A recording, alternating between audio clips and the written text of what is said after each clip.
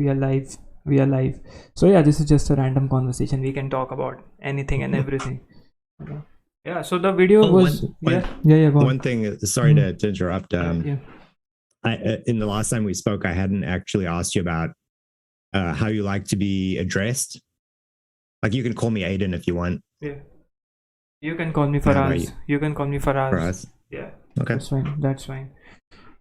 So I was also about to prepare a big mug of coffee, but didn't get time. So yeah, sipping coffee and having a nice conversation. So yeah, the video vicariously through me.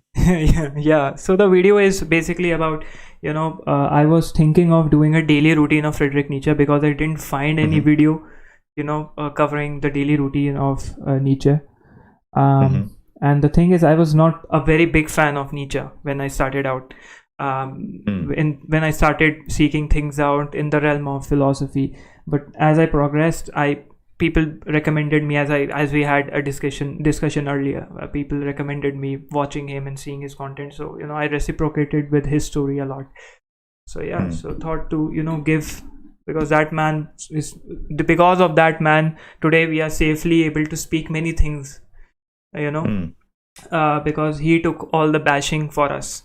Because I have been updating you with the screenshots of what people, the hatred people are trying to spread, and I believe a couple of people who were spreading hatred would surely be here, trying to see what's up with this ex-Muslim. What's up with this ex-Muslim? So how's stuff going at your place? How's everything? How's stuff going at my place? Yeah. Well, I should say, when we started, that a good morning for me and a good evening for you. It's quite early here. Yeah. So if I do yawn or something like that, it's not because I'm bored. It's because my body thinks I should still be in bed. But things are going good. I've been working on a video that I want to get out before tomorrow. Because it's about New Year's resolutions, about the new year. Yeah, so as soon as we finish here, I'll be going and working on that. Maybe. Yeah. And apologies, people. Flowing in the conversation, I forgot to introduce Aidan. So we today have Aidan, who runs a channel by the name Casual Philosophy, and I've also mentioned the channel link because for obvious reasons I cannot mention him by placing @ because that doesn't work for me. So yeah, he runs a channel. He also tries to. I've seen a couple of videos where you try to cover pop philosophy, more kind of pop philosophy. What we tend to call as. So yeah, you can see many interesting videos, and there was one such interesting video which I was watching on your channel, which was about the philosophy that people try to preach on YouTube and all that stuff. That I believe it is one of the latest videos that you have published. So that was a pretty dope video. So you can find some unique. Many of you think that philosophy is a boring subject or a field of study, Aidan just mashes it up and it makes it very interesting. So you can go. I have mentioned his links, and he knows his shit.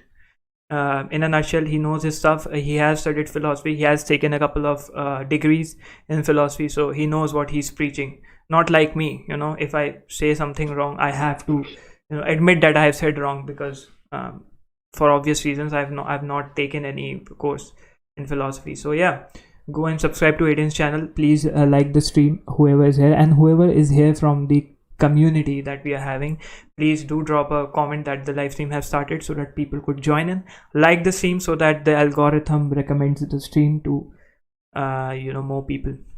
So yeah, so today's topic, as you can tell, as you saw from the thumbnail, is, in a nutshell, we're not gonna go into the jargons or technical words revolving around that topic, but yeah, why do we watch sad movies, or why do we listen to sad songs? Let's take it this way: why do we actually pay to go to a theater and then watch an emotional movie and then cry?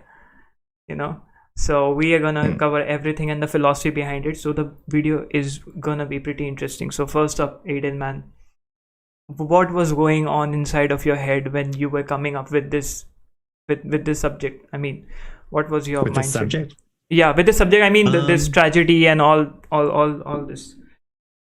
Yeah, so it's probably two things. One of them is that I myself am interested in a lot of forms of what I later learned people call, well, in philosophy, what they call negative art.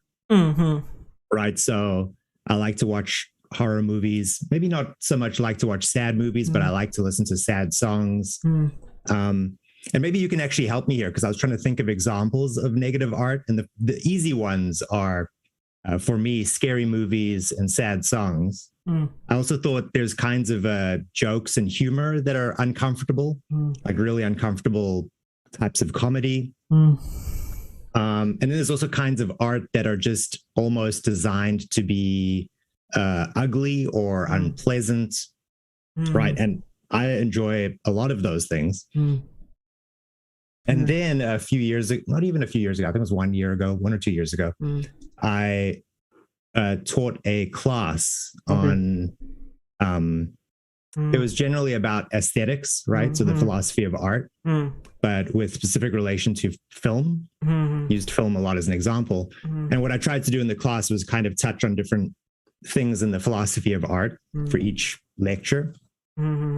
And so one of them I came across, which I found that there was a lot of writing about, was just the question of why do people engage in or enjoy negative art. I think the question goes at least as far back as Aristotle.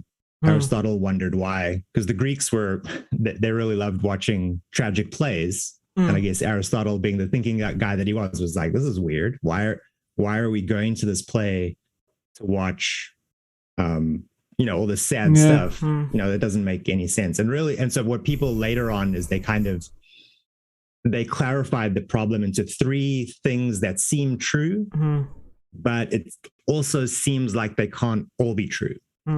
So just to like set the stage here for what exactly is philosophically interesting about negative art is one, people like to avoid negative emotions and negative experiences. Two, some art produces negative experiences or negative emotions. And three, nonetheless, people pursue and try to consume those negative artworks. So all of those things seem true, but it seems like they can't all be true. Because if negative experiences are things we try to avoid, why do we try to seek them out or pursue them in artworks? And people think that the last fact, number three, that we actively try to find and consume negative artworks, you can't mess with that one. That one just seems true no matter what. So it's depending on number 1 and 2 is where you have to try and fix the problem. And most people focus on number 2, the idea that the experience of consuming negative art actually is negative. And there's a few different ways a few different solutions to try and fix number 2. But yeah, that's the sort of the problem as it stands at the beginning. So Plato was someone who was very much against aesthetics. He was like, if someone who is here new to aesthetics, it's not only about aesthetics in general. When we talk that about in layman's language, it's more about pleasing, pleasing which looks beautiful, something which looks beautiful, visually pleasing. But that's not what it is to aesthetics. Aesthetics is much more than that. And please correct me, man, if I go wrong. You can just interrupt me and correct me here. So Plato was not admirer of aesthetics. He thought aesthetics to be very much hindering with your rational thinking, because it is aesthetics is more emotion driven, and and it's like a kind of lying, expressive, like more making expressive up stuff. You're making up stuff that isn't true, and then getting people to like believe in it. He did advocate many when we talk about Greece and all the Senate and all those, the culture of democracy had started from Greece, I believe. So he did advocate many cases where he just wanted to eliminate aesthetics from in general from Greece, because he thought it to be very dangerous, because you can in a very safe and sound manner express your feelings. So I was going through this experiment, this goldfish experiment did by someone. He was an architect, so me being an architect, pursuing architecture, so I was going through this, and he did this goldfish experiment, if you would have heard of it, where he had 7-8 vessels, right? 7-8 vessels, and each vessel had one goldfish in it, and they were no ordinary vessels, they were grinders, and each grinder had one goldfish in it. Obviously it was filled with water, and the goldfish was live, and this was happening in a museum. So this guy told that anyone volunteering to come up onto the stage and just press the button and grind the goldfish. After people looking at each other, there were many people in the crowd, looking at each other, one person came up and he pressed the button, and the goldfish, obviously got grinded and all that. And people called in PETA and PETA and all those animal saving, I don't know the exact terms for that, but animal saving peeps. And they were asked to leave, and that guy, I'm forgetting his name. I will take out my, just a minute, man, just a minute. Apologies for the raw this, but I do not want to speak something out of sheer emotion.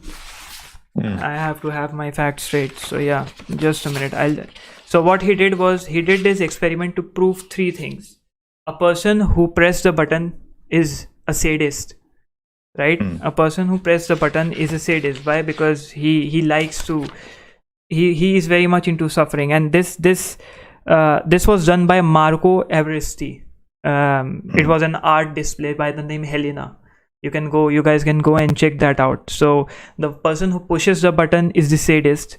If you feel bad that why this person grinded the fish, you are a moralist.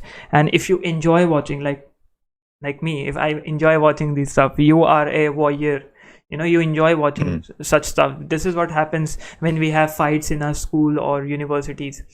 2 people fighting, there is one who stops the fight, who is a moralist, who don't want people to indulge in fighting. There is one who wants to inflict fights and inflict damages. He is the sadist. And the one who is enjoying, don't stop them, let them mess each other up. Those are the warriors. So let's see what happens.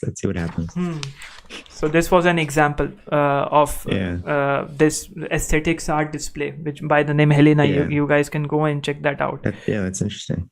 Yeah, that kind of reminds me of so a lot of the understanding of art and the emotions of art, I think through a lot of the 20th century was done through through like a Freudian lens, right? Through trying to understand things from the with the theories of Sigmund Freud. And while Sigmund Freud didn't write about things like sad songs and scary movies directly, he had a lot of ideas about how people engage with their emotions. And so one of the theories is that when we watch, say, a scary movie or engage in any kind of negative art, that's a way for us to deal with certain kinds of emotions that we have that we can't acknowledge. And it's a way for us to deal with them comfortably and it's comfortable for us because we get to express the opposite of the emotion that we want to experience. So an example of that, which I heard, was if you're watching a movie about a vampire that goes around biting people and turning them into vampires, Freud would say that people are attracted to that because maybe there's something a little bit sexual going on underneath, that like they want to be bitten by a vampire and they want to become a vampire, right? But to themselves in their conscious mind, they can't acknowledge that. They can't admit that to themselves. They can't confront that emotion honestly. So instead, it has to be turned into an outer expression of disgust and fear and screaming and, oh, that's terrible. But even though underneath, in like some secret way, they're like, oh, this is great. I love this. But on the outside it comes out as something negative. It's like a So that's the fantasy to Freudian them. idea. Yeah, it's like a fantasy to them. Like a what? It's like a fantasy, some sort of fantasy. Yeah, like a fantasy, exactly. Yeah. Yeah. Now that'd be a bit hard sometimes with other kinds of horror or sad movies to try to think about what exactly the fantasy is that's going on there. But it's a provocative theory, at least. It's more of, we can look. So today what I'm trying to do is I've tried slowing down my English. So my mother. Let me just a minute. So my mic is this way. I didn't know that. Yeah, so my voice would be more clearer now. Yeah, so my mother, my voice goes to the other room when I am having a podcast. So she always complains that me to be, just blabbering my English out. So she has asked me to go in a slow-paced manner. So this is what I'm trying to do today. So bear with me, Aidan, please, and all the people joined in. So I'll try to go slow today. So the thing is, we can also see this the concept of vampire, which you were talking about, as like many people are also too much attracted to a psycho personality. And psycho, in films there is this psycho guy, and women, there was this video of Jordan Peterson which I was going through, and he was showing this data and statistics that women love psycho dudes, in movies or in TV shows and all that stuff, because I don't know if it's like a way of feeling secure under that person. Like, this guy could do anything, for us. He can kill someone if he's so much psycho for something. He can, if we drive him madly in love, he can kill anyone for us. That a kind of superior dominating thing is what people love. So coming to your example of vampire, I believe some way or the other, in some way, shape or form, this might be the case. Yeah, that reminds me, when I used to work in an office before the COVID times, a lot of my female coworkers used to watch or listen to podcasts about, like the true crime podcasts, like these ones that are about serial killers and stuff like that. They were all obsessed with them. And the way that, so I don't know what's going on behind it, but it certainly lends plausibility to that idea that the way that they used to talk about these serial killers was very, how do you put it? It's like they thought that they were a little bit endearing. Like, they're talking about someone who's like killed 50 people, and they're like, oh, he's like a really smart, sensitive guy. It's like, so it did seem like there was underneath the surface some form of attraction, like you're saying, that was there, but they couldn't say it out loud. It was underneath the surface. But yeah, I think I also saw something about horror movies, about scary movies. I always have a problem saying the word horror. That they did some psychological test, and they found that when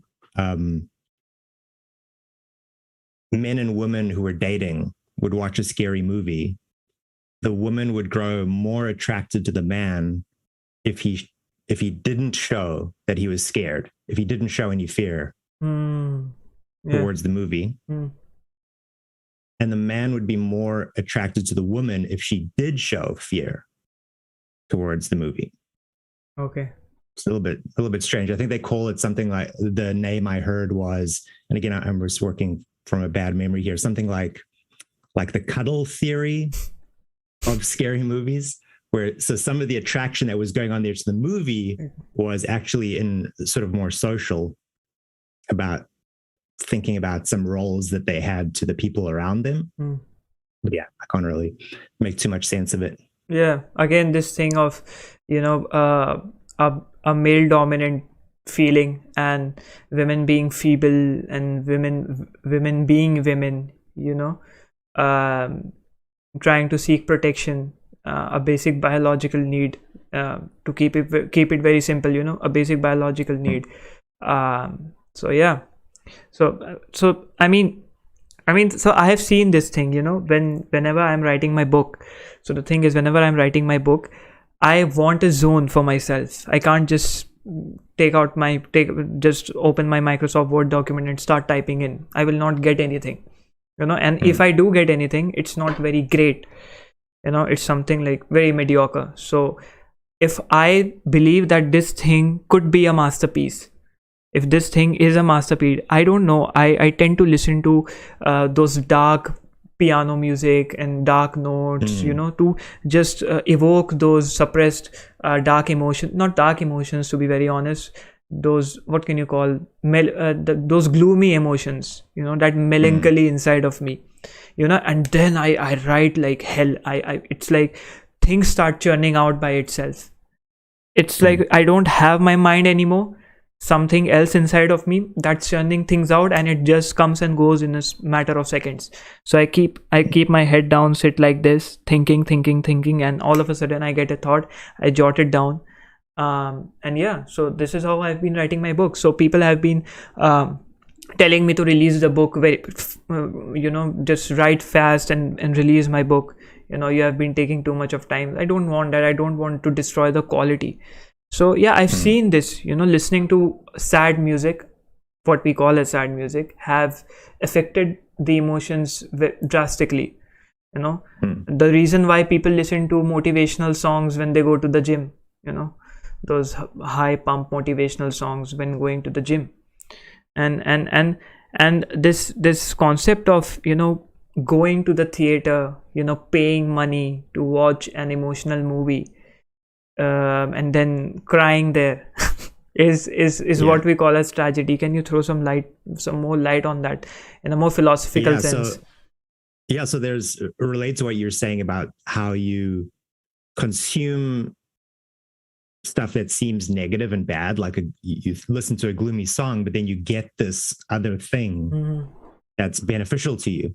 So that kind of relates to two different ways. You remember that second fact I was telling you about that people try to resolve, which is the idea that consuming some kinds of art, right, listening to a sad song, produces a negative experience. So one central question there is that you can go two separate ways. The one way is you can say, sure, these types of art give you negative experiences, but that negative experience is compensated for in a different way. So it's almost like the negative experience is the price you pay. It's like the price you pay for that ticket to get into the movie theater, but then you get something of greater benefit. That kind of sounds like what you were saying with listening to music to write, is that maybe there's like a small cost in listening to something gloomy or sad, but overall it feels good and is beneficial because you get this benefit that it stimulates your mind in another way. And the other potential solution is to say that it's not that the negative experience is negative and then you get something back that's positive, but somehow the negative is a positive, or the negative becomes a positive. So somehow you like manage to transform the negative feeling. And there's something in psychology where they call, I think the word and the jargon in psychology is effective reappraisal. That's where you have a certain feeling, but then a bit later on, you rethink or reinterpret the feeling into something positive, right? It becomes something positive. So one way which you can boil these two things down is, do you listen to a sad song to feel sad, or to feel more sad, or well, actually no, this is not a perfect thing, but these two questions are interesting. Do you listen to a sad song to feel sad, or do you feel a sad song or do you listen to a sad song to not feel sad? Right? Is the sad song like a solution to your sadness? Does it fix your sadness? Or do we listen to a sad song in some way to enhance our sadness and just feel more sad, to like revel in it in a way? It's like we can look at this with this perspective. Listening to sad songs, to evoke our emotions, become more sad, is one thing. Like many people, you would have heard many people saying that if you are feeling too much heavy inside, like people say this, use these terms, you are feeling heavy, like you're full of emotions, just listen to sad music and burst into tears and you evoke those emotions and then you are fine. Like there is something, that some energy that is there and you release that energy. And if you are getting a solution out of listening to sad songs, as you mentioned, the later later part of this of the solution which you gave, the second part of the solution, listening to sad song is like a solution to come out of your miseries, right?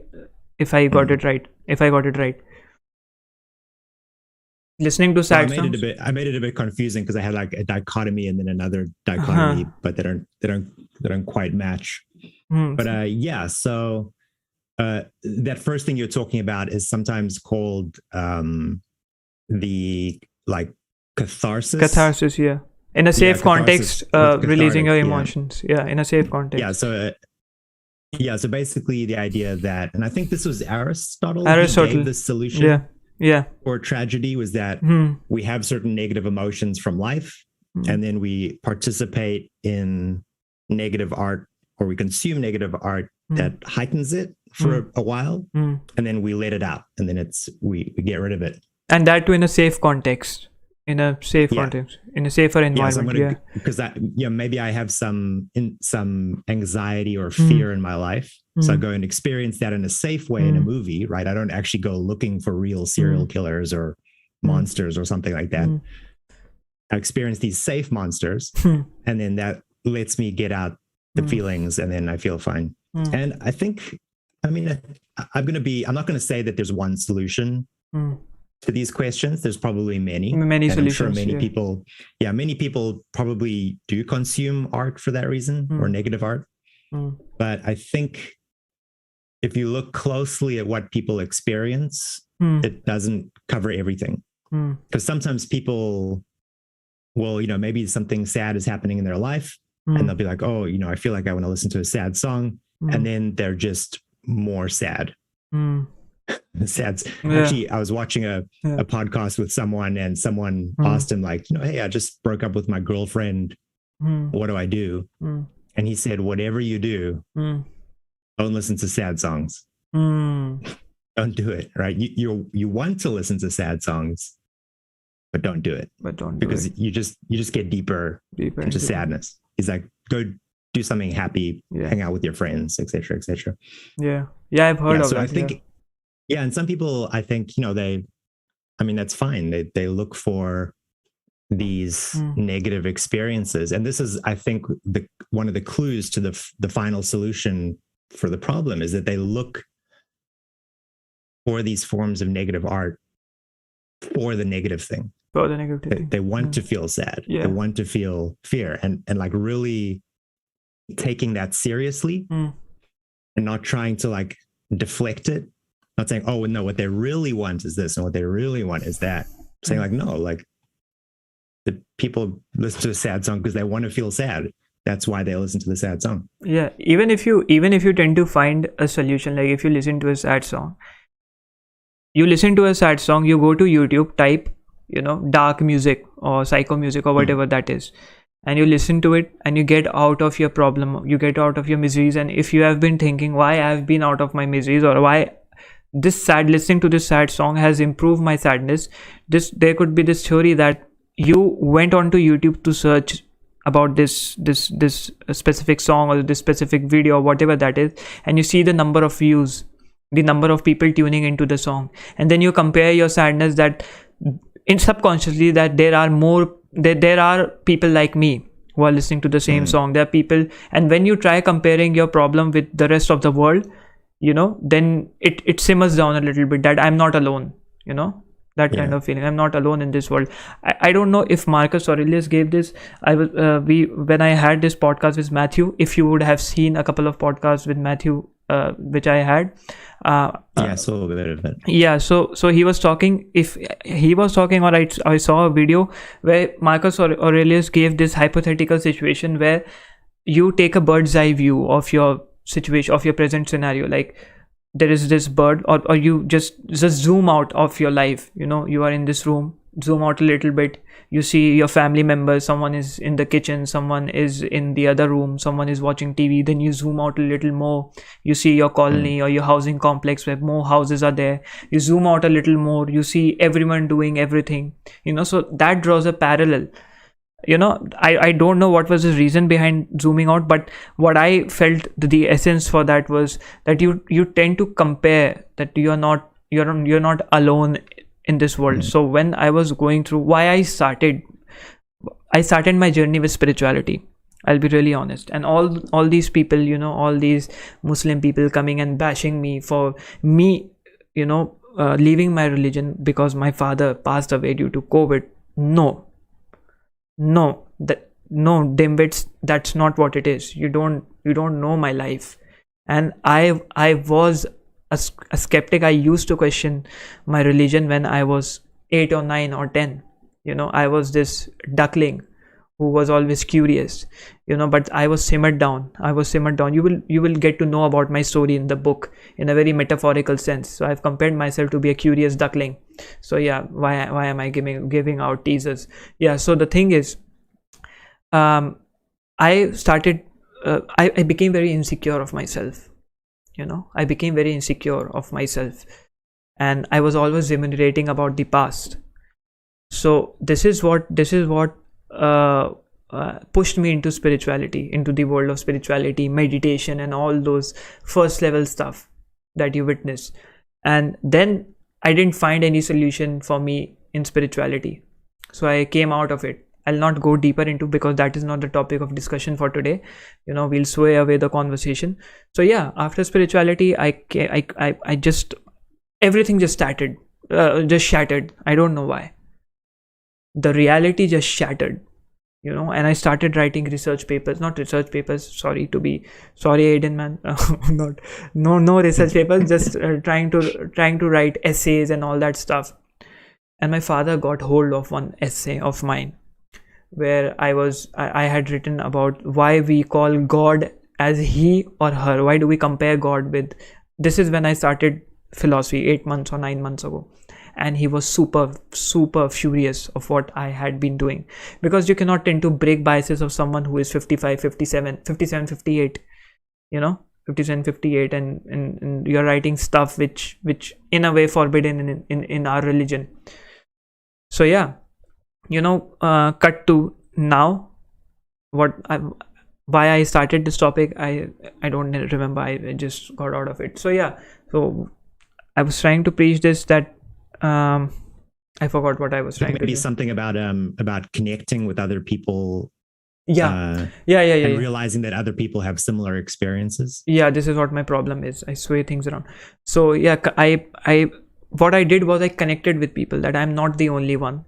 You know, I'm not the only one. So yeah, coming back to your second premise of what we were talking about, people could just relate to things. You know, they can get a solution out of them, you know, listening to sad songs or watching sad movies. But that is not what is the case for majority. You may go deeper into the depths of that, and that is something which might hinder with your life. And what would be your suggestion, man, to someone like who had a breakup? Let's take a hypothetical situation. This guy had a breakup. He's all alone. He's listening to sad music, and he's going deeper into let's call it the abyss. He's going deeper into the abyss. He's going deeper into the trenches of his miseries. What would your suggestion be to him? Oh goodness. Yeah, I was thinking about this because I was also, you had that video recently about suffering and the abyss. And one thing which really stuck out to me was the image of the wave.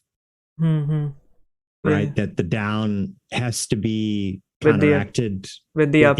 Yeah, and in a way, the down, like in some way to look at it, makes the up. Right. Yeah, it's hard to get a wave without a trough. Yeah, at one point. Yeah. And so I guess maybe that's one solution, because I mean, you can talk about art and saying, oh, you know, these negative emotions have a certain benefit, or maybe they're positive in this way. But I think that can sometimes, you know, that in itself might be of cold comfort to someone who's going through something, you know, in quote unquote real life, right? Because for them, their tragedy or their sadness feels so much more tangible, right? They can't turn off the movie, or they can't stop listening to the sad song. But, you know, maybe there's still a lesson about how you see it, as you say, when you zoom out, right? And because sometimes you can just see the abyss, because the abyss is just all around you. Yeah. And if you zoom out, you see, oh wait, this is just part of a wave. Part of a wave, yeah. And so maybe what I would say is, long story short, is not to see. First of all, I think, as you were saying in your video about suffering, is not to be too oppositional to the abyss.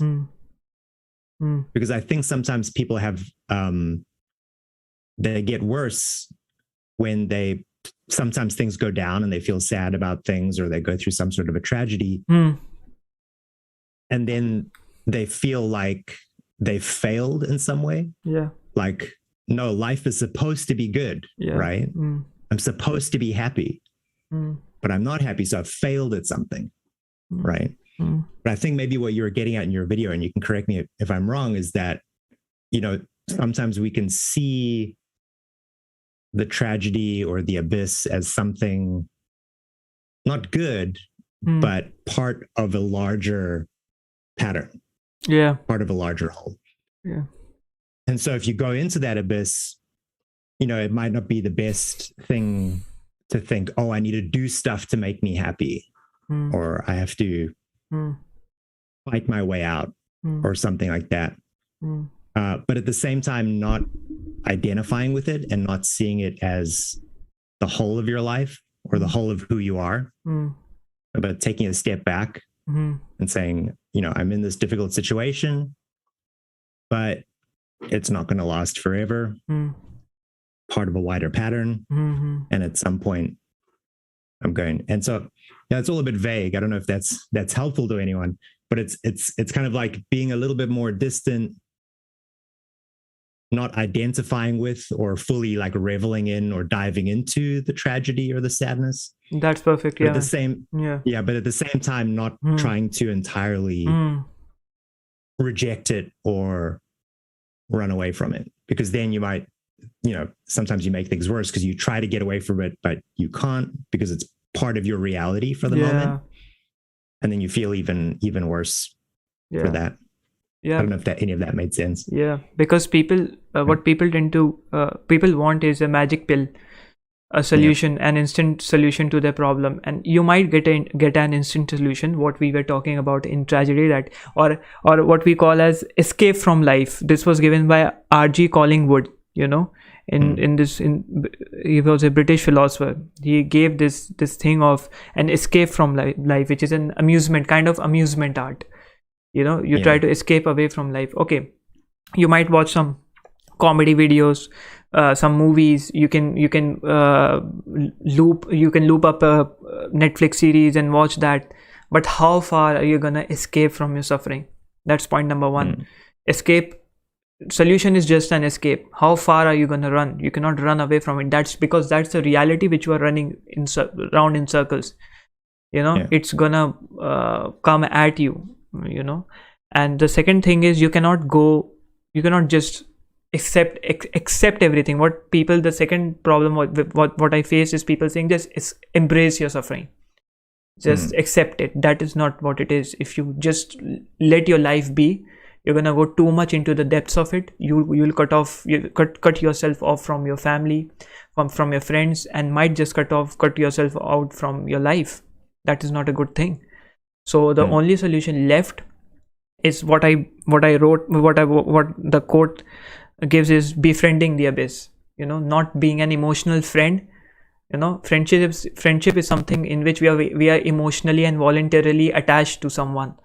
But befriending someone is like we are just friends, but not that much emotionally attached. That is my perspective of befriending and friending, and you can check that out if you want to. Yeah, kind of like fellow, like people who travel together, companions. But when the journey is done, you don't speak to each other after the journey. And you go ahead. And I was gonna say it also reminded me of so I don't know if you've watched the Dune movie or read the book.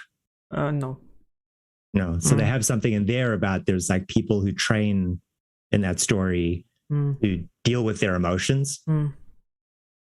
And so one of the things that they do is they have this mantra that they say to themselves to deal with fear. And what the mantra is supposed to get them to do is that when they feel fear, that they see the fear as something that they don't try to keep away. They don't try to keep it out of themselves, but they also don't identify with it. They don't say like, I am scared. Rather, they simply see the fear as something that is in them, but it's a traveler. It's just passing through. Passing through. Yeah, passing through. And so you feel the emotion and you're like, yeah, I'm feeling this emotion, but this emotion isn't me. It's just something that's coming through. And then you watch it go, and then it leaves. And then the final idea or the final line is that once the fear is gone, then only I remain. Only I'm left over. Right? Yeah. It's kind of like a way of affirming your identity, not trying to stave off or keep out emotions, right? Not being unemotional, but just seeing your emotion as something that has a beginning and has an end, and at some point it goes. Because I think maybe that's when people fall into situations like an abyss, like a sadness, the worst thing that can happen is to not see a way out. Like for me personally, I think I can get through almost anything as long as I see a way out.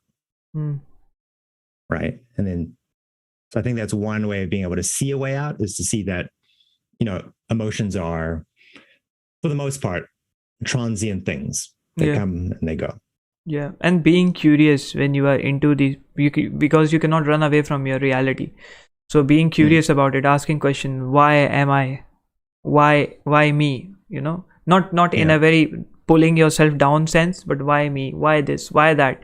And this is one line which I wrote, which I when I was preparing the video, this is with one line which I said, which was, the goal for you is not to leaving the abyss. You want to make the abyss leave you. Yeah, that sounds kind of similar, right? Yeah. It's, you see yourself as the constant. Yeah.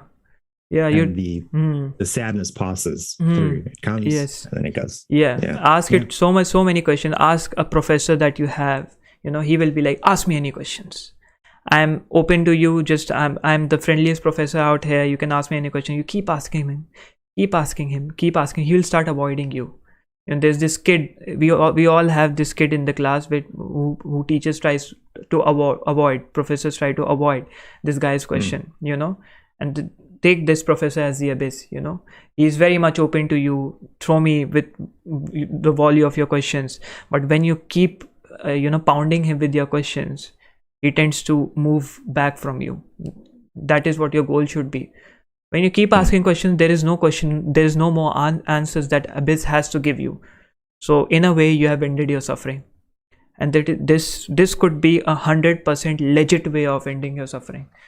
If you want an answer, and if you want a solution is no answer. But yeah, if you want a solution, if you're not getting whatever we are talking about, then just question. Give a personality. This is what I had one program, I talked about this, that you try to give a personality. You're having insecurity, give it a personality inside of your head. You are having less confidence, give it a personality inside of your head. Talk to that personality, go on dates with that personality, have fun with that personality, talk to that personality. So you are having a friend which is not a friend inside of your head, and you're asking him, let's talk. What's your problem? What can I do more to help you out, or what can you do more to help me out? He can point my cracks out, that this is what you are lacking, this is what you're lacking, this is what you should do. And so we are I don't know if this is known as psychoanalysis, where we have a transaction between two people. The psychologist is having a transaction with his or her patient, and they are trying to solve the problem through transaction, a sense of dialogue. So you have made this personality inside of your head, so you're having a dialogue inside of your head. So you get the essence, you get the gist of this. It's like self finding a way to communicate with yourself, the things which you think are hindering your life, insecurity, less confidence. So we have got a couple of questions, man. Shall we take it? Farah is asking, can we say that we see sad movies when we are sad to lessen our sadness. To listen to our sadness? Lessen our sadness. Listen. Oh, lessen our sadness. Oh. Yeah, I think, I mean, the thing that I think is the most interesting to explain about sad movies is people going to sad movies knowing that they'll feel more sad and either wanting that or being okay with that. But yeah, I think a lot of people will watch sad movies to feel less sad, or listen to sad songs to feel less sad.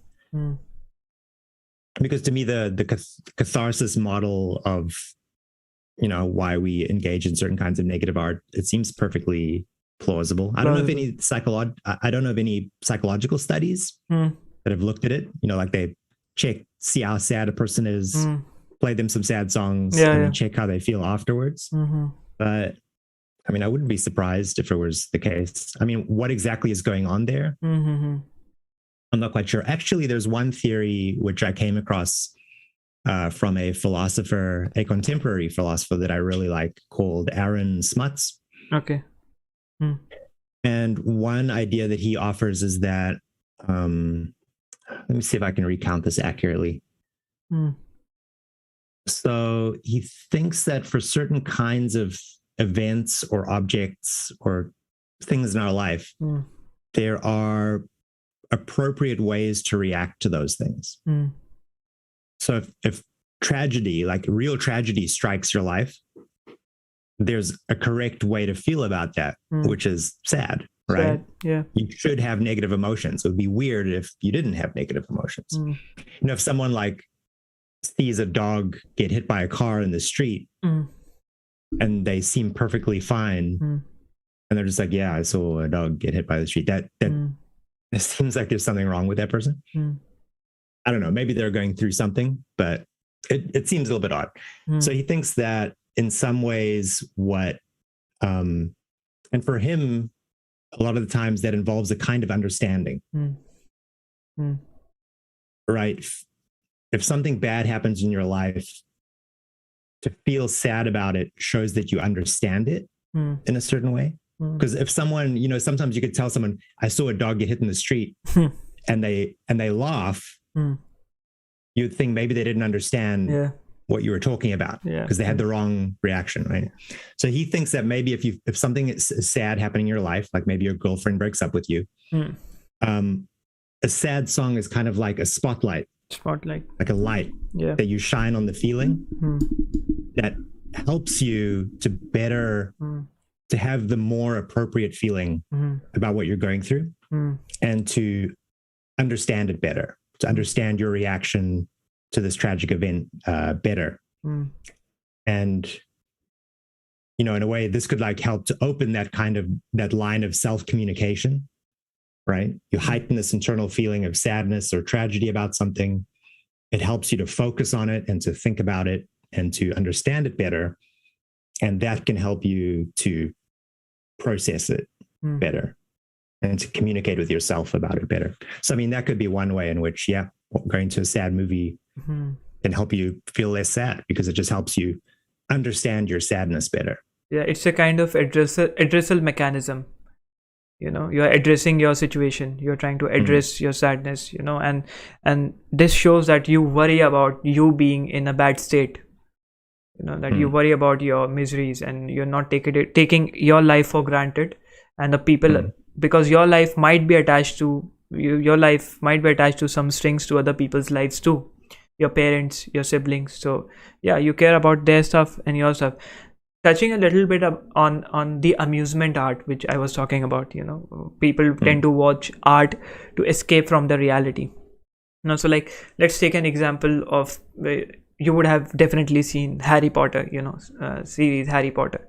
So like, you can give an argument that people try to escape from their reality, you know, because Harry Potter is showing you that anything is possible in Harry Potter's reality. They have magic, they have all these beasts and all these magic spells, and you just what we call the word, you know, the wand, what we do to the wand, you know, and casting a spell and all that stuff. So there could be an argument that, yeah, people are trying to escape from the reality. It's kind of an amusement art. But we can also see this particular thing in this way, that Harry Potter is teaching you the meaning of friendship, loyalty, sticking together, working out plans together, sticking, be it a very, very horrendous situation, a pathetic situation, or sadness, or happiness. Friends are together, friends are meant to be together. So it's also teaching us a lesson. So what's your take on that, this concept? I think some philosophers have argued something similar, that and they do it in quite a controversial way. So I think one view, which I dimly remember, is something like philosophy is practice or an exercise that just creates confusion for yourself, or as a way of identifying confusions, right? And so the purpose of philosophy should be to destroy itself, right? You should work through philosophical questions and philosophical problems and philosophical thinking just to get rid of the confusions and the philosophical questions that you have, right? And that once we're done with philosophy, once philosophy has like chewed itself up, the place that we should go after that is to art, to literature and books and stories and movies, because the idea is that that is the place where we will come into contact with more truth about life, like these things that you're talking about, and things that are not based on language or confusion, but things that have more meaning for us, and are more like direct to our experiences, like experiences of value and friendship and love and courage and all these like things that we actually get a truer understanding of in the form of fiction or fantasy than we get from any other source, right? So like one way to think about it would be to say that, like what's really important in your life? Well, what's really important are these, types of relationships, types of virtues that I want to have. I want to be a courageous person or something like that. And what's going to teach you more about courage, right? Reading a book about courage, like, oh, here's the 10-step process to being courageous, or seeing a courageous figure in a story for 2 hours, right? And maybe the idea is that you learn more about being courageous from watching this courageous figure fighting evil in a movie for 2 hours than what you would get reading a book for a week. Yeah, I get you.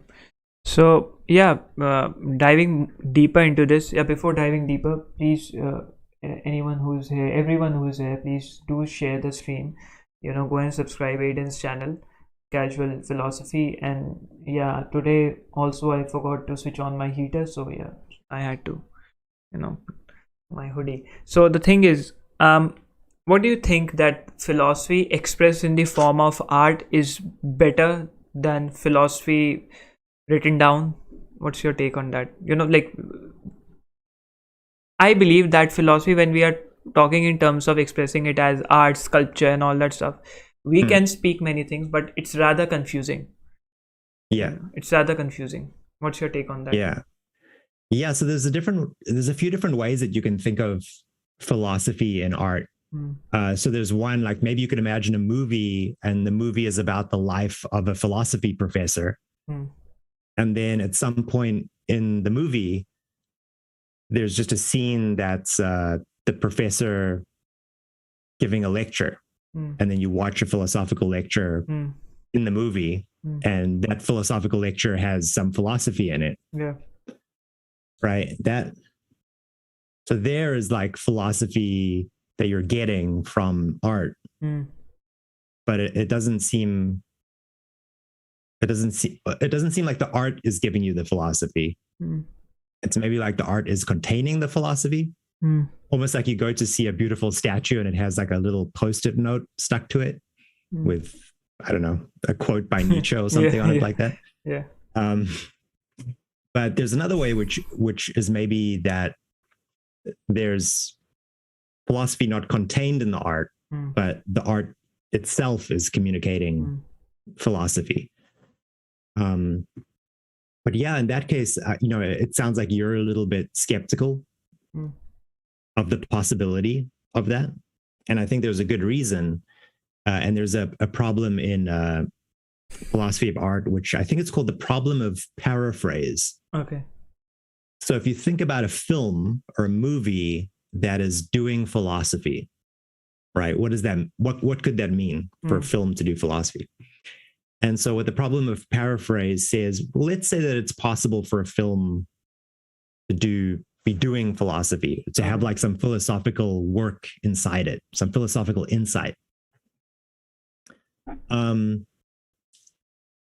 If the film is doing philosophy, it must be doing it in like a movie way, in a way that movies do things, right? Using editing and camera angles and special effects and narrative and stuff like that, which means that you can't separate it from the movie, right? You can't put it into some other form, right? It's like linked with the movie in a way.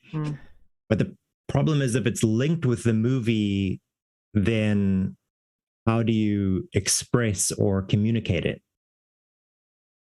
So let's say I go to a movie and I feel like this movie has communicated something to me that's true and that's meaningful about courage, about being brave. And then I go and tell a friend, I watched this movie and I really learned about the true meaning of courage. And then my friend says, okay, tell me about it. What did you learn? And I go, you really have to see the movie. I can't express it to you, right? But then the idea is, if it's not something I can put into words, if you have to see the movie, then what is it? Like, is it possible to learn something that you can't then at least say what you've learned? Yeah. Right. How does that, how would something like that even become a part of my life if I can't even tell someone about it? Right. Yeah, for sure. So that's supposed to be a kind of problem with trying to get philosophy from art. Is that if you could get philosophy from art, then you could just write it down. And if you can just write it down, then you don't need the art. Yeah. You can just write it down and read it. Yeah. And if you can't write it down, then it's a little bit doubtful if there's anything useful there at all. Yeah. Yeah. Because I recently, not recently, it's been 4 months, 5 months. I uploaded a video, couple of videos on my other channel, Hindi channel, which were trying to preach the philosophy of the film Fight Club. Have you seen the film Fight Club? Yeah. So the philosophy of that, so what people misinterpreted, there were many minds, many versatile minds coming on to the comment section. They were like, you didn't get this, you didn't get that, and I was like, in a 10-minute video, you cannot. I would have to take an hour or couple of hours to explain the whole, because there are so many aspects and perspectives to a film. So what I gave was that you make a personality, you have a personality, the personality of Tyler Durden inside of you, and you what the other guy cannot do, Tyler Durden is doing. What he's scared of doing, Tyler Durden is doing. So that was what everyone was coming from watching these articles and summaries of the movie, and they were all about capitalism and consumerism, and I didn't talk about that.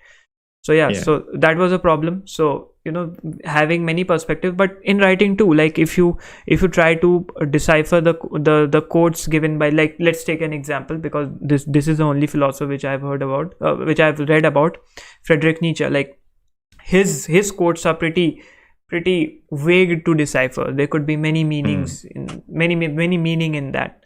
So it comes with many shape and form. So it's rather confusing. I don't know if he did that in to keep the audience, or to keep the readers confused to what he was trying to preach, not being very direct to speaking anything, whatever the reason is. So yeah, everything comes with confusion in a nutshell. It's up to you how you decipher it. So we have a couple of questions from SIFI ASMR, ASMR. Okay. Any life lessons you learned from a sad movie which changed your life in any way? Oh goodness. I think I said near the beginning that I don't really watch that many sad movies. Okay. Such. But what would be... And it is followed up with the question, which is, what according to you is a typical dark / sad movie? What is a typical one? Oh, like an archetype? So maybe I can answer this with what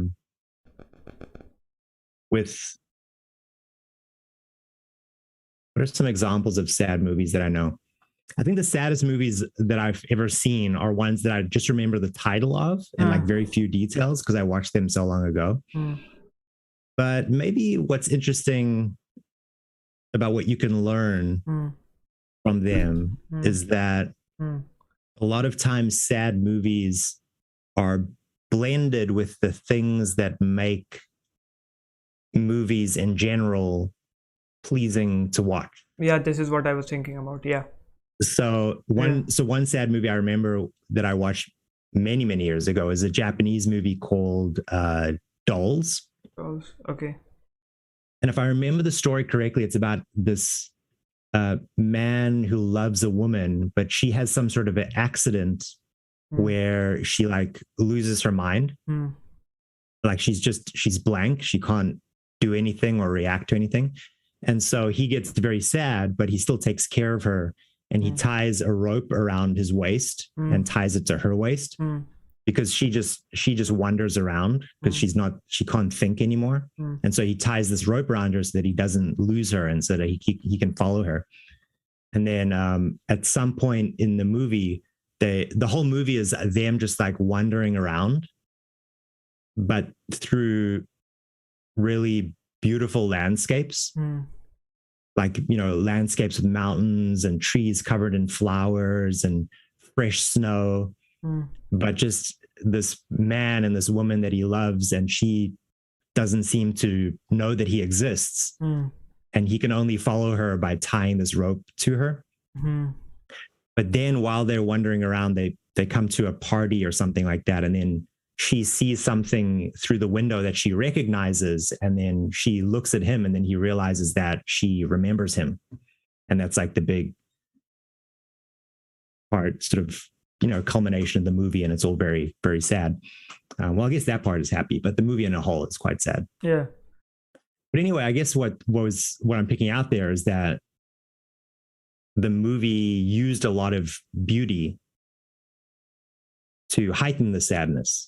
Like they kind of went together in a way. And so maybe that's a lesson you can learn, is something about how maybe an aesthetic appreciation of sadness. Maybe that's what movies teach us, is to sometimes see sadness and tragedy as something beautiful. Yeah. Or as something like a canvas or an occasion for a type of beauty. Yeah. Like we can see the 2020 Oscar, the Best Actor, Joaquin Phoenix, who won the Best Actor award for playing the role of Joker. Have you seen the film Joker? Yeah. So it's a very dark movie. It's a very the lighting is dark. The color grading is all dark. The camera angles gives a perspective which gives it a very gloomy feeling. The film has a very in a very layman's language, we can call it as the film has a very negative premise to it, but still him getting the the Best Actor award. So like there was a beauty with his acting, the way he performed. There was a beauty which the panel of the panel of judges got. So actually the philosopher David Hume, we were talking about that one solution to the problem of tragedy, that you pay a certain cost in sadness or tragedy, and then you get something better in return. So his theory for why we watch sad things, right? He didn't have movies at his time, was something like that. that in tragic or sad stories, there's something beautiful about the story that is pleasing to us, like the way it's written, the characters, the setting, all that aesthetic stuff is positive to us. Yeah, more of a worldview on how people are suppressed, people who are in the lower strata of the society, of how they are suppressed by the people above them. So that is a great portrayal. Like Joker was not someone who was just an evil entity like we see in Batman. Joker is just not an evil entity. It's more of someone who was molded into an evil entity by the bitch of a world which surrounds us. You know what I mean? So it's like it's trying to eliminate the evilness, if that's a word. It's trying to eliminate that meaning of evil from Joker, and giving it a sense of empowerment of why he is evil. So your perspective towards the character of Joker changes altogether. Have you seen there's a TV show called Mindhunter? No. Have you heard of it? No. I recommend it. Okay. So the idea of the show is it's supposed to be based on a true story about sometime in the 1950s or the 1960s, where the FBI in America tried to start investigating and researching and understanding serial killers, like psycho killers. Oh, okay. Mind hunting. And there was so there's this one guy who really wants to try and understand these people who just kill other people for reasons that they don't understand. Because at that point, police could understand, you killing someone because you want to get their money. Yeah. And they could understand killing someone because you're angry at them or something like that. But some people were just killing people for reasons that seemed they had no connection to reality at all. Yeah, they just wanted to kill people. Yeah. And when he first starts trying to convince other detectives and other policemen to start thinking about trying to understand the psycho killer, many of them are, they think it's a bad thing. Yeah. Because they think it's not something you're supposed to try to understand. What they fear is that if you go to one of these killers and you try to understand their lives and you try to speak to them, that somehow their evil will rub off on you, that you'll be corrupted by it. And so you shouldn't try to understand them. For them, it was like, there's nothing to understand. It's just evil. That's all it is. These are just evil people. Oh, yeah, I get you. Like they are influencing you that why were they killing someone? The morality behind killing. Yeah, like somehow evil is a kind of magic or a kind of sickness. Yeah, I get you, yeah. And if you get too close to it, it'll like get on you, right? So they're like, they don't want to even try to understand why these people would be the way they are. Yeah. And there's maybe also something Nietzschean in the story as well, because the people are trying to warn him, something along the lines of, you're going to be staring into the abyss. And eventually the abyss will stare back at you. Start to stare back at you. And there's some implication later on the story that it does, like it does actually affect the main character. But yeah, so it was interesting in the story how they talk about this changing of perspective of how you understand evil as on the one hand being like an irrational, outside, almost magical force, to seeing it more as something that arises out of our social situation, people's lives, the trauma and difficulty that people go through, many times kinds of mental illness, but people being alienated for their mental illness and not getting help and treatment that they need, stuff like that. Yeah. So they seem parallel. Yeah, we've got one more question from Kinetic World. These fancy names, I like them. Would a person who does not believe in God be sad after watching a depressive movie? Yeah, that's a good question. But a person who does not believe in God be sad after watching a depressing movie? Yeah. Sure, why not? Like this has a very beautiful premise This question has a very beautiful premise. If we try to decipher this a little bit, like, you are more depressed in life or saddened in life, you're like, we were talking the other day about the ultimate goal of a person being death, or the ultimate, you can say, the ultimate platform which a person would reach is death, so above everything. So, like, and this concept of death and people ruining their lives, like, in religion, specifically in religion, pondering their lives and building their lives on the premise of an afterworld, believing in God, and them not performing well, them not offering whatever prayers or whatever they do, whatever daily rituals they do, would end their life, after death, in hell. So it's a kind of depressive thing. And altogether, if you shatter the concept of God, there is no afterlife, there is no religion, there is no right or wrong according to the religions, not by law but according to religions, and you watch a depressive movie, would you be more depressed to watch it or not? You get what I'm trying to say, hopefully. I don't know if I do.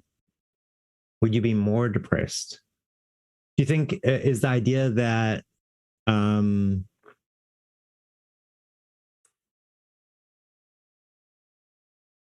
that a religious person, maybe by being able to place meaning and value outside of their lives, has more conceptual tools to deal with tragedy and sadness in their life? So there's a lot of that, I think, about in religious circles, about enduring suffering, enduring pain in your life, because your reward is in heaven, right? That if you endure or suffer certain things in this life, you hope that it will be in service of something in the next life, right? And so you can endure a lot more.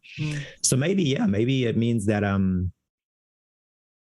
maybe it does mean that a person who doesn't have access to that would be more attached to their suffering and sadness in the present, right? Because they can't defer to some other life, this one, right?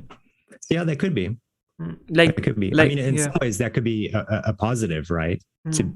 Because they would say that in reality, if you are deferring a proper accounting or a proper feeling or interpretation of your emotions, because you perceive this wider reality that involves God and heaven and stuff like that, that you're actually not understanding the situation. You're like the person who sees a dog die in the street and laughs about it, right? You don't understand. You don't understand. Your reaction doesn't match the reality. And for them, they might say, if you understood reality better, or if you had a sense of reality that was more, aligned with what they thought was the case, you would have different reactions, and those reactions might be to feel more sadness and more tragedy, but that's better because it's a more honest reaction. It's a more truthful reaction to the way things are. Like speculating. Like taking a hypothetical situation, a movie. Like, there is this movie you're watching, and there's a serial killer killing everyone, which we were talking about. A serial killer. This is where my tongue twists. Serial killer. Killing everyone, right?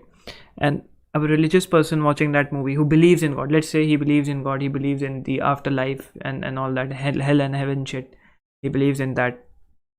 And the thing is, he watches that movie, he's having two thoughts going inside of his mind, that this guy is gonna suffer in this life, he's killing everyone, he'll go to jail and face the consequences, and then the afterlife, he'll get punished because of his immoral or unethical deeds, whatever you might like to call it as.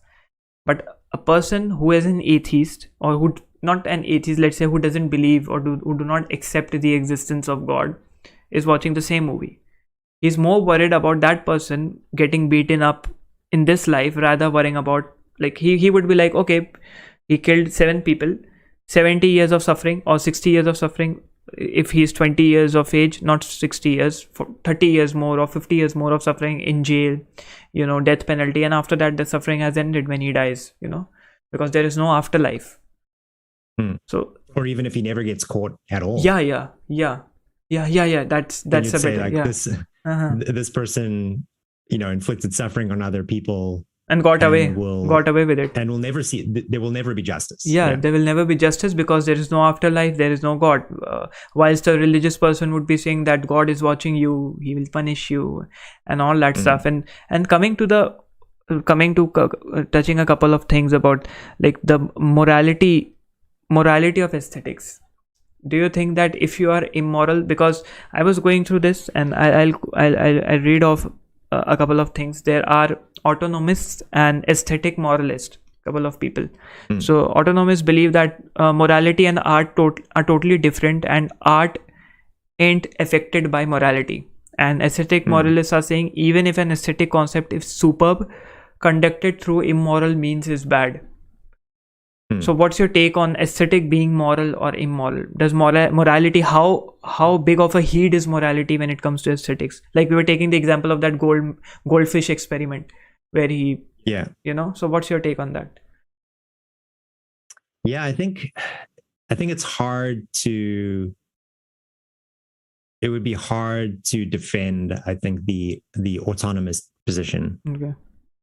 Right. Because I think what that requires is an idea about art, that art is like when I go to see a painting or something like that, that I'm just seeing the painting, right? Nothing outside of the frame, nothing in the past, nothing in the present, in the future, just the present square picture goes into my brain. And I have like some aesthetic reaction, right? And that's what art appreciation is. But I think that's just not how we appreciate or understand art at all. Yeah, for sure. Right? When we see a work of art, we experience it as something that fits within a very big, complicated network, a picture involving other works of art, involving who the artist is, what the artist did in their life, other people, social structures, right? There's a whole bunch of different things that come into the situation. Ourselves, our past, our future, and stuff like that. So to think that big, complicated picture of how we understand art doesn't include moral features at all, just seems very implausible. Yeah. And there's one philosopher, actually, I think it's Aaron Smuts again. Okay. I really like Aaron Smuts.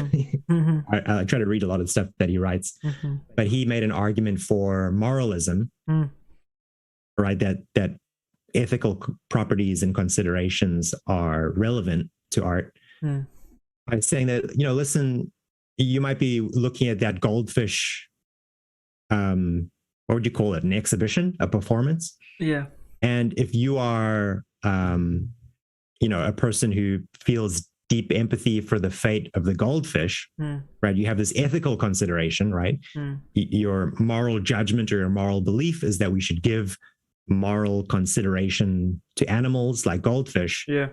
Then you are not going to have the same response to that artwork that someone else will have, right? Your aesthetic response will be changed by your ethical judgments. And so your ethical judgments are then, just because of that fact, relevant to the aesthetic properties of that work. And it might be the fact, it might be that you just can't. But the thing is there's something different. There's a problem here for me, is that could be within the artist's intention, right? If the artist intends to violate or go against your ethics, that can be part of the art. And so I don't know if that's relevant or not. I'm thinking maybe a better example is something like a painter paints a beautiful painting, and it objectively seems like a beautiful painting, but maybe, and this is a little bit morbid, maybe you find out that some of the paint he used, like the blood of someone he killed, some animal to make the paint, right? Some animal, someone, yeah. And so then when you learn about that, does that change your aesthetic appreciation of that painting? Right? The painting looks the same, right? When you didn't know about the bad paint. Bad paint, yeah. But now you have learned about the bad paint. Painting still looks the same, but now your aesthetic reaction to it has changed. And so what Aaron Smuts would say was that, you know, if some ethical consideration like that, something about how that artwork was created, if it affects your aesthetic appreciation or judgment, then it's aesthetically relevant, and that is supposed to refute autonomism, kind of by itself. Like we can also look at this, that painting, that specific painting, forget about the history or just try to whitewash the history that it's having. How many lives it has changed, the meaning behind that painting. Let's say that this painting is very striking, very expressive, having a deep philosophical meaning, and have changed many lives. Let's take a hypothetical situation, right? So how is it better to influence a life of 10,000 people, you know, rather saving a life of one person, you know, killing a person? You know what I mean? You know what I mean? Yeah, I know what you mean. Yeah, there's a sense in which there's a kind of worth or meaning that the art can have that can can outweigh its problematic aspects. That's actually the so you know the artist, I always feel nervous pronouncing his name. I think it's Gauguin. So he lived a long time ago. Okay. And at some point in his life, I think he's French. Okay. Or was French. He decided to leave his family, his wife and children, to pursue being a great painter. Okay. And he did become a great painter. Okay. Right? He became a very famous painter who produced a lot of very famous paintings. Okay. And so what the philosopher Bernard Williams wondered was, how do we see the value of his life and his choices? Right? Because he made this decision to abandon his family to be a great artist. And then he became a great artist. And like you say, his artworks have, you know, filled many people with positive feelings and aesthetic appreciation, and they're in art galleries around the world and are valued at millions and millions of dollars. So how do we see the meaning of his works and his decision to leave his family? And so Bernard Williams thought that what the example is supposed to show us. So even if you think that his action or his decision was unjustified, that he shouldn't have done it, that it was wrong, if you think that there's maybe something about his paintings or his work that's on the other side of the balance, that tells you something about what we value in life, that maybe what is of importance is that what Bernard Williams called pursuing your grounding reasons. So not just reasons that you do to do this thing or reasons to do that thing, but the reasons that you have to do anything, right? Your life reasons. So for Gauguin, one of his life reasons was he wanted to be a great painter. That's what he wanted to do with his life. And so he did ethically bad things to pursue that and succeeded. And so some people would say that because of that, he lived a worthwhile life. He lived a good life. Good life. Because he pursued his purpose and did something he set out to do, even though he did morally bad things and hurt the people in his life. It's a very controversial example, but it at least raises this question about a plurality of value, that there's like a wider set of things that we value beyond just what is of ethical value. Yeah, I get you. Right? The other day we were the community Google Meet which we were having. The other day, it has been around 9-10 months. So we were talking on monks leaving their families, going to the Himalayas, and meditating there, leaving everything, calling their relationships and families to be very material. leaving everything behind, how moral that is. How enlightened will you be if you have left your family behind? You were the only son that your old mother and father had, and now you have left them, calling themselves to be material relationships. How moral and immoral that is. So obviously we didn't come to a conclusion, because these things don't have a conclusion, but I was rather coming at them with different perspectives, and I also try to draw a parallel when I tend to talk about veganism and eating non-vegetarian food and veganism, right? Like, for a fact we know that non-protein diet gives you productivity spikes, and you are at your productivity peak when compared to vegetarian food. Are you a vegan? What diet do you follow, man, if I ask you? I guess no specific diet. Like, well, I guess I do. Yeah. I eat meat. Yeah, you eat meat. Yeah. So Yeah. this was my argument, that if there's the seminar hall, and the seminar hall, there are two speakers, and both of them, let's take two different hypothetical situation, and they have been invited as a speaker in that seminar hall, and that seminar hall is run by an NGO who tries to motivate depressed people, or people who have had a history of self-harm, taking drastic steps to end their lives. And there's this one person who had, this is a very childish example, bear with me on this one. So very childish example, but he had a vegetarian diet, goes to the seminar hall not with a very, very positive energy, not with a very powerful energy, and like, he is not able to influence many people there in the seminar hall. On the other hand, there is this guy who has a non-vegetarian diet, goes there, have a full-fledged powerful speech, and he saves 10 people who might have taken a drastic step to end their lives in a week's time. So what I mean is, for the life of one chicken, you have saved the lives of 10 people, because your speech was so fierce and so powerful. You know what I mean? You will be able to wrap your heads around what I'm trying to say, I hope. You ate chicken, you got a productivity spike, you gave a very ferocious speech, a very powerful speech, and the people got motivated to carry on with their lives. They didn't think to take a step towards suicide. They were saved by that person. Why? Because he ate chicken, he had a productive spike, and now he saved 10 people. So the life of a chicken compared to life of 10 people, he has saved. Yeah. You know what I mean? Yeah. So that's it's a utilitarian calculus, right? Yeah. Yeah, and how you weigh certain things. Yes. So in that sense, eating non-vegetarian food is all perfect. This is if you can inspire the people afterwards. Yeah, right? if you can inspire the people, if you're a good speaker, you're gonna be inspiring.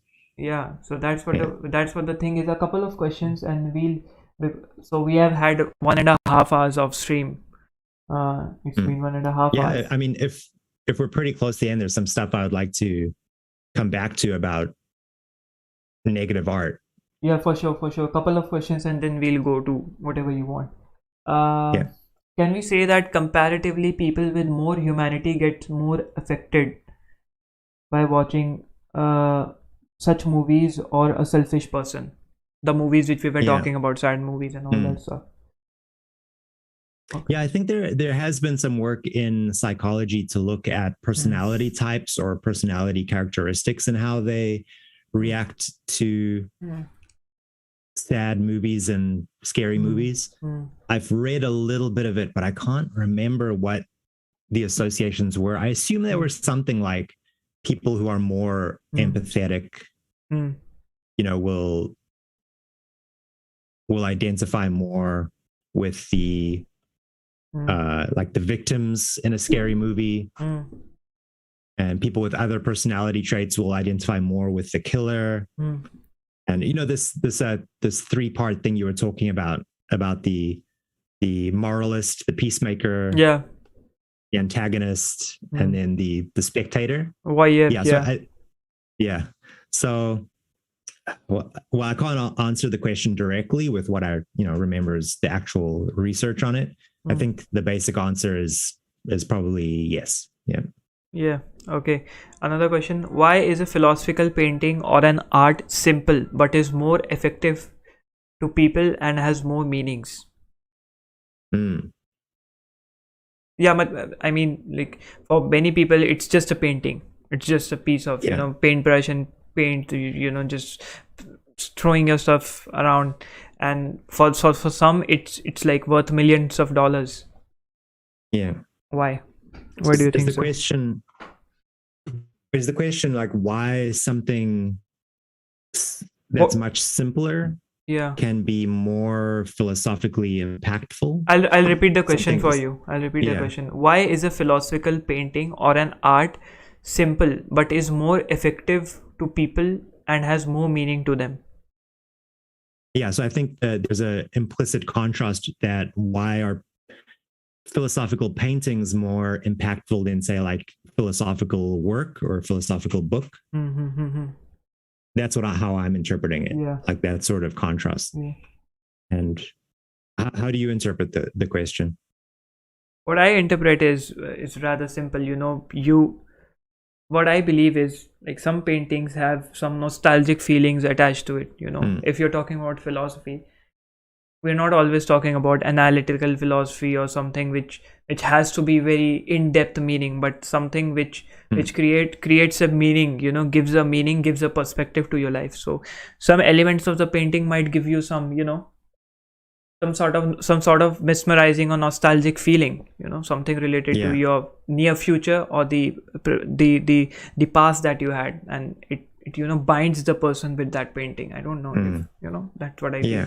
I guess the answer to this question would be, or the question can be interpreted as, why do we value art just in general? Like what is good about art that's better than other things, right?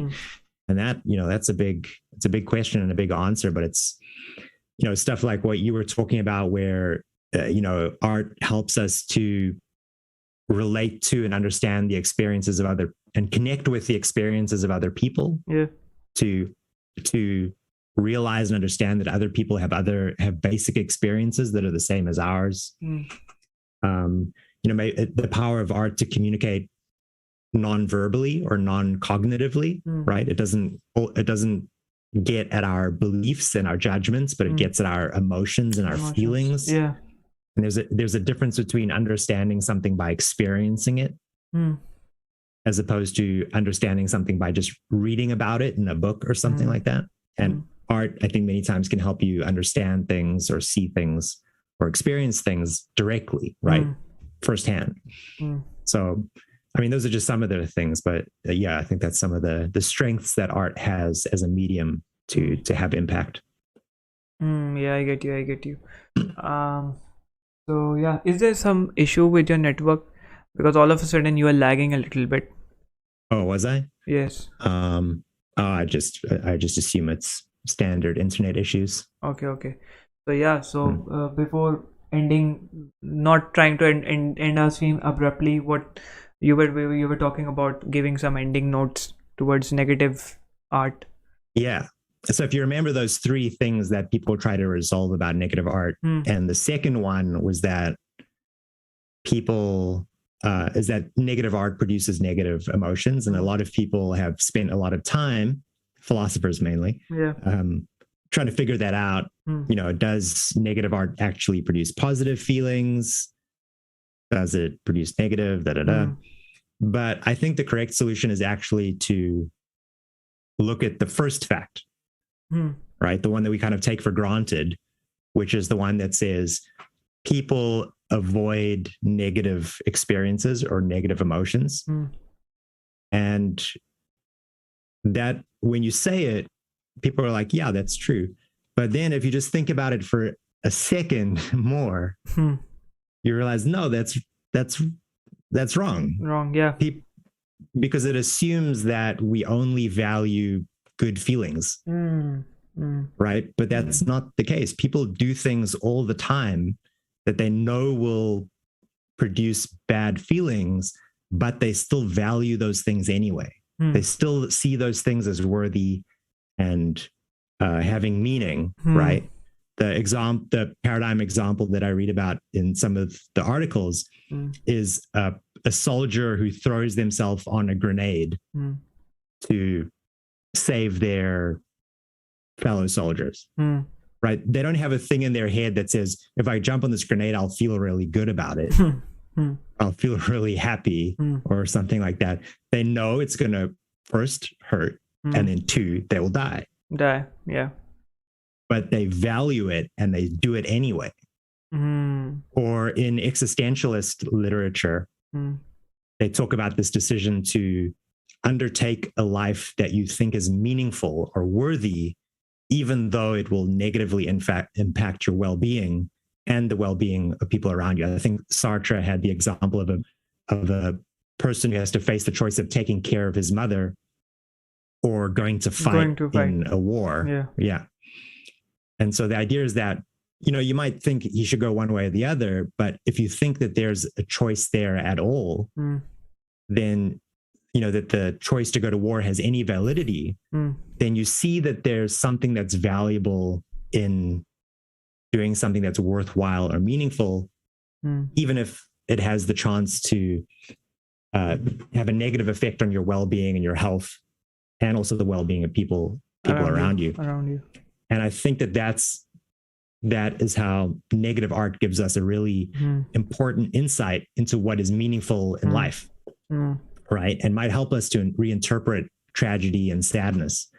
Because if you are feeling sad or you're going through a certain tragedy, and that it might simply be bad, you might just be suffering tragedy for no reason, and that's a bad thing.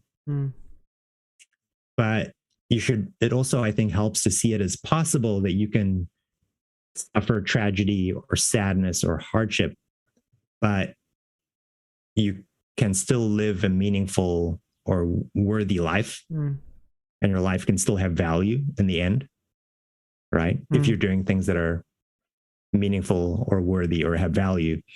And that in a way, if you're doing that, the negative emotion part doesn't really matter. I think there are people who might choose a hard life and live their entire life in a kind of suffering. Yeah. But when they get to the end of it, they would say that they would do it again. Because they felt like they were doing something meaningful with their life. So I think that's a really important lesson that you can get from negative art, is that good feelings are just not the only thing that we value or think is important. Yeah. That's beautiful. Yeah. That is something which pretty much tries summarizing the whole session we had today, which was very interesting and so yeah, these are the questions. Thank you so much. Kinetic World, ASMR, and Shubham had also joined in. Fareha, thank you so much for posing in your questions. Came in. Yeah, posing in your questions and asking questions, and hopefully we'll push. I hope that you had a great time joining in the stream. Yeah, we were running around with many topics, but yeah, this is what happens when we have time constraints with us. Yeah, but we still had it's fine. I like it. I like being able to just something pops into your head and you just follow it. Yeah, I like that style. Yeah, it was an interesting conversation. So today we covered a very interesting and less talked about concept of philosophy. We'll say everyone wants to talk about suffering and existentialism and nihilism and all that cool stuff, God and atheism, but no one wants to talk about the real philosophy, which this is. Aesthetics and tragedy and negative energy. Let's just talk about Harry Potter and stuff like that. Yeah. So yeah, this was pretty interesting. Hopefully we'll get another podcast with you, Aidan, man. I hope so. Yeah, it was very interesting, and thank you so much for joining in. And people who haven't subscribed to Aidan's channel, do subscribe, because this video will get uploaded and hopefully many people would be watching this. So yeah, please go and subscribe Aidan's channel. I want that. Go watch his stuff. He's giving out good content which you should be watching. Do not watch those comedy stuff and sad movies. Get out of it and start watching our content more, which could my stuff is sad for other reasons. Yeah, and which could impact your life positively, if you may. So yeah, thank you so much for joining and tuning in, and thank you, Aidan. Yeah, good night to you. Thanks. Okay, so I'll just end the stream.